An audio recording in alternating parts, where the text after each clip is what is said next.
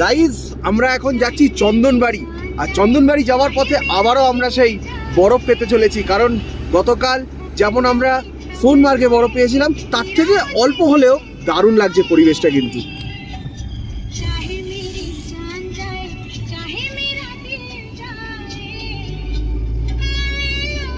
আর view দেখো।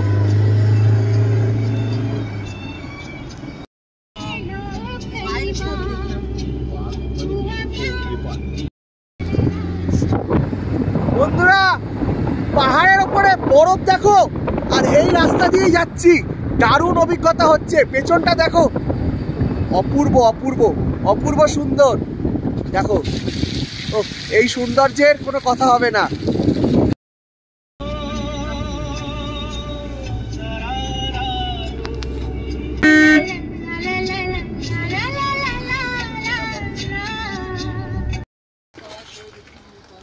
বন্ধুরা, চলে আসলাম চন্দনবাড়িতে।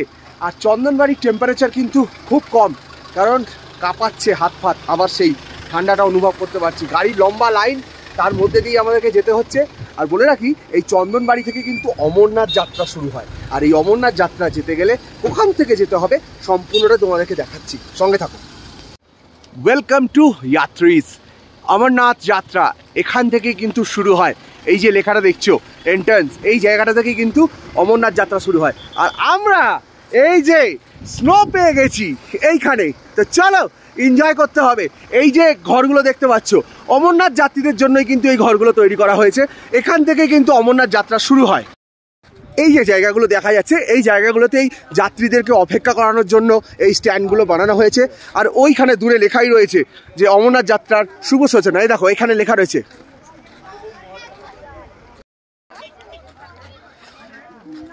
গাইস, চন্দনবাড়ি তো দেখছো, আর ওই যে দূরে অমরনাথ যাত্রা, ওই পাহাড়ের পর থেকেই কিন্তু রাস্তা শুরু হচ্ছে।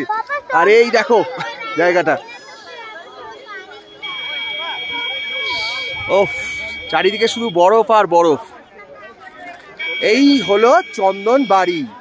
চন্দনবাড়ি করবো স্পট। তো এখানেই এসে গেছি আমরা। আর প্রচণ্ড ঠান্ডা, কিন্তু হাত কাঁপাচ্ছে। এই দেখো, এখান থেকে একটু দেখাই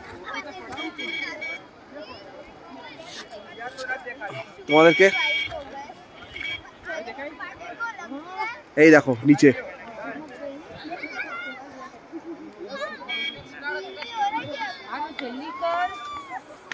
ওফ। তো তোমাদেরকে চন্দনবাড়িটা শেয়ার করে দিলাম। এখানে এই ভিডিওটা এন্ড করছি। দেখা হচ্ছে বেতাব ভ্যালিতে।